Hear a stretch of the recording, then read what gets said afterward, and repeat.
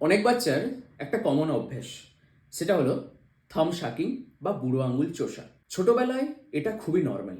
সময়ের সঙ্গে সঙ্গে যদি এই জিনিসটা পরিবর্তন না করা যায়, তাহলে শুরু হবে আসল সমস্যা।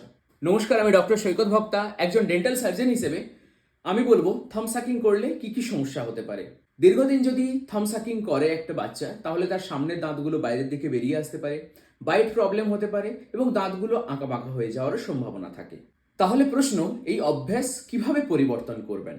স্টেপ 1, বাচ্চাকে বোঝাতে হবে যে বুড়ো আঙুল চুষলে তার দাঁতের কি কি ক্ষতি হতে পারে, সেটা বাচ্চাকে বোঝাতে হবে। দ্বিতীয়ত, বাচ্চা অনেক সময় স্ট্রেস, বোরডম বা ঘুমের সময় আঙুল চষে। তখন তাকে বিভিন্ন রকমভাবে গল্প বলে বা মাইন্ড ডাইভার্ট করে তাকে আঙুল চোষা থেকে দূরে রাখতে হবে।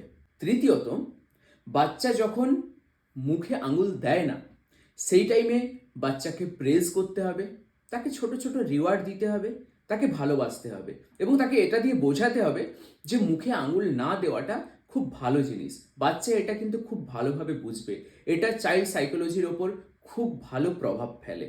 আর যদি 4-5 বছর বা 6 বছর পরেও যদি এই সমস্যা থেকে থাকে, তাহলে আপনি আপনার ডেন্টাল সার্জনের সঙ্গে অতি সত্বর যোগাযোগ করুন। কারণ তখনই অর্থোডন্টিক প্রবলেম হওয়ার সমস্যা বাড়তে থাকে। কারণ অর্থোডন্টিক প্রবলেম হয়ে গেলে সেটা কিন্তু একা থেকে ঠিক হয় না, সেটার প্রপার চিকিৎসার দরকার হয়। তাই প্রবলেমকে ডেকে এনে চিকিৎসা করানোর থেকে প্রিভেনশন নেওয়াই সব থেকে গুরুত্বপূর্ণ বলে আমার মনে হয়।